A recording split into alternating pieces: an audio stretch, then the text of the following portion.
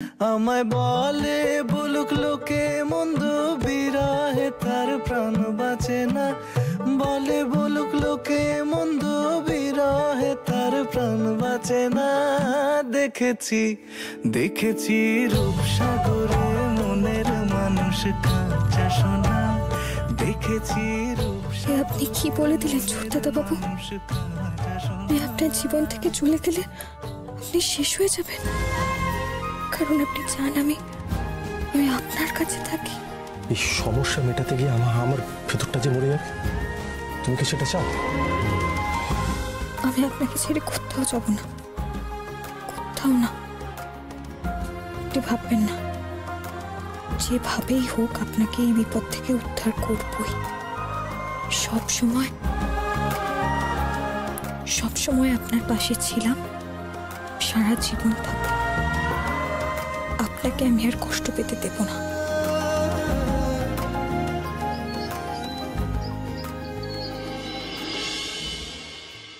18 লাখ?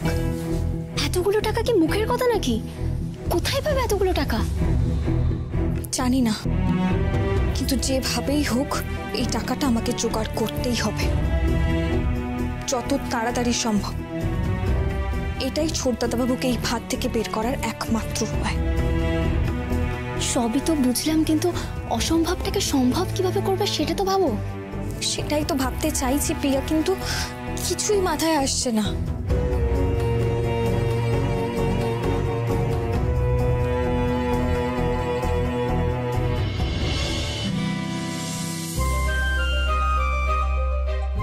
আচ্ছা ছোট কাকি, তুমি তো খুব ভালো গান গাইতে পারো, তাই না?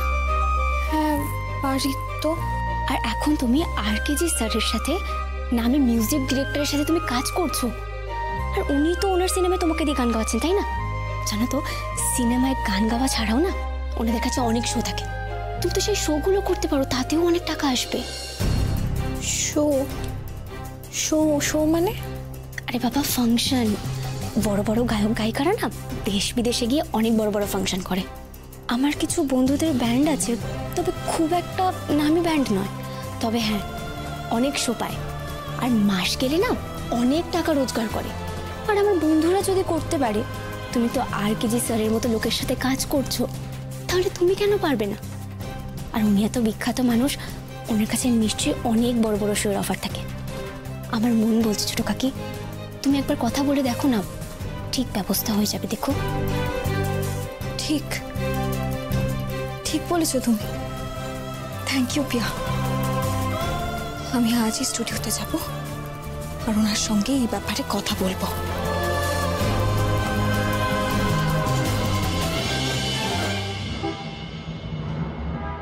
ওয়েল, আমাদের এই প্রজেক্টগুলো স্ট্রিক্ট ডেডলাইন রয়েছে, কোনোভাবেই এই ডেডলাইন মিস করতে পারবো না। তোমার যদি মনে কোনো কনফিউশন থাকে তাহলে আমাকে জিজ্ঞাসা করতে পারো। দীপু, তুমি কি আদৌ আমার কোনো কথা শুনছো? এই যে দীপু। হ্যাঁ বলুন বলুন। তোমার মনটা কোথায় আছে বলো তো? এই তো শুনছি তো, বলুন। তাহলে বলো দেখি, আমি কি বললাম? ওই যে এই এই তুমি কি কাজের প্রতি কোনোভাবেই সিরিয়াস নয়? দীপুকে কিছু বলবেন না স্যার, ওর মাথার ওপর স্বয়ং ম্যাডামের হাত রয়েছে। ও যদি একবার গিয়ে আপনার নামে কমপ্লেন করে দেয় না, তখন দেখবেন আপনারই চাকরি নিয়ে টানাটানি পড়ে গেছে। ঠিক বলেছ, আমাকে তাহলে বুঝে শুনে কথা বলতে হবে। দীপু স্যার, প্লিজ কিছু মনে করবেন না, আমার ভুল হয়ে গেছে। আর ম্যাডামের কাছে প্লিজ কোনো কমপ্লেন করবেন না।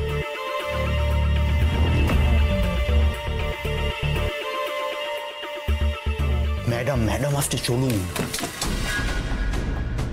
Good morning Dipu. কি করছো তুমি এখানে? চলো আমার কেবিনে এসো, একটু আড্ডা দিই আমরা। না না, আমার একটু কাজ আছে। আরে কি কাজ আছে বলো তো? চলো চলো চলো চলো না আমার সাথে, এসো।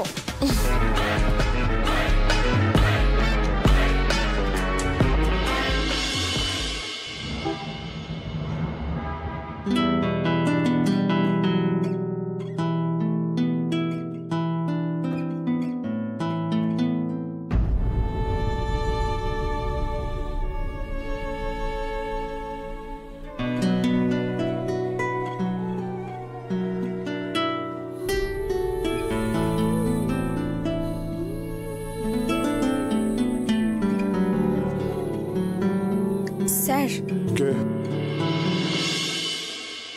ও নীলা, বলো। আপনার সঙ্গে আমার একটু কথা ছিল।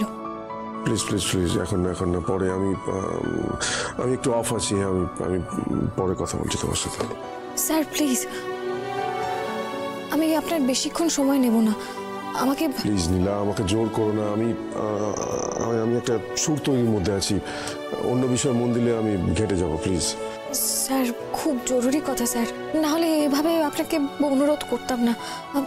3টে মিনিট, আপনার 3টে মিনিট দিন আমাকে।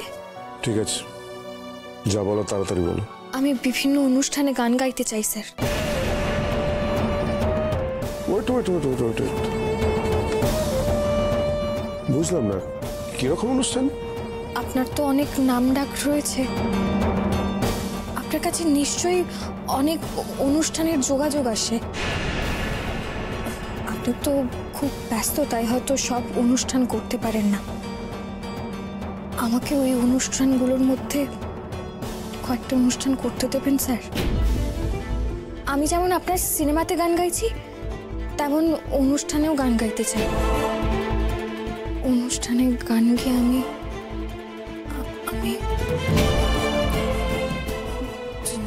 জানি না আপনাকে বোঝাতে পারলাম কিনা। হঠাৎ অনুষ্ঠান করার কথা মনে হলো কেন শুনি? আসলে আমার টাকার খুব দরকার স্যার। আমি শুনেছি বড় বড় অনুষ্ঠানে গান গাইলে নাকি অনেক টাকা পাওয়া যায়।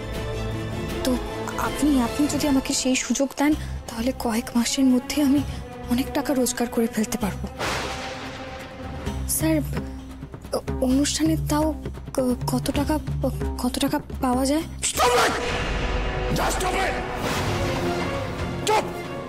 চুপ করো তুমি। টাকা দরকার তোমার? টাকা? গান গেয়ে টাকা রোজগার করতে চাইছো? দুদিনও হয়নি গান গাওয়া শুরু করেছো, তার মধ্যে টাকার লোভ মগজে ঢুকে পড়েছে। রাতারাতি বড়লোক হওয়ার স্বপ্ন দেখছো না? শোনো নীলা, এই সাহসটা এর আগে আমাকে দেখানোর কেউ সাহস পায়নি। এটা তুমি প্রথম দেখালে এবং হয়তো তুমি শেষ।